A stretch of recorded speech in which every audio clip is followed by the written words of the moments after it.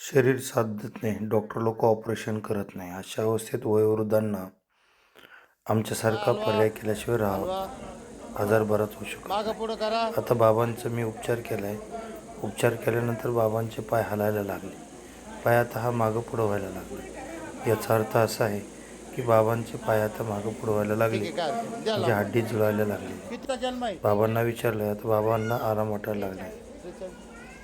बाबांचं वय पण भरपूर आहे.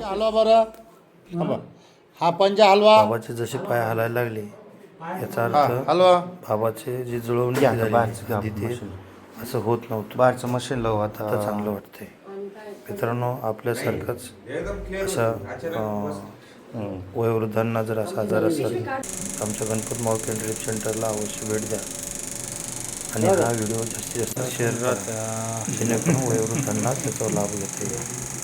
आपण औषधं खाऊन थकला असाल, वेगवेगळ्या प्रकारचे थेरपी करून थकला असाल, आपल्याला आराम मिळत नाही, आपण मानदुखी, खांदादुखी, कंबरदुखी, सायटिका ठणक, गुडघेदुखी, खोबादुखी, हातापायची ताकद कमी होणे, डोकं जड पडणे, पॅरालिसिस या प्रकारच्या आजारांना त्रस्त असाल तर एक वेळ गणपत माऊळ पेन ड्रीप सेंटरला अवश्य भेट द्या. आमचा 9850426231 या नंबरला हाय करा किंवा हा कोड स्कॅन करा. गुगल मॅपसाठी हा बारकोड स्कॅन करा किंवा गुगलला गणपत माऊळ सर्च करा. धन्यवाद. आपण हा व्हिडिओ संपूर्ण बघितल्याबद्दल एक लाईक किंवा कमेंटमुळे कोणाचं आयुष्य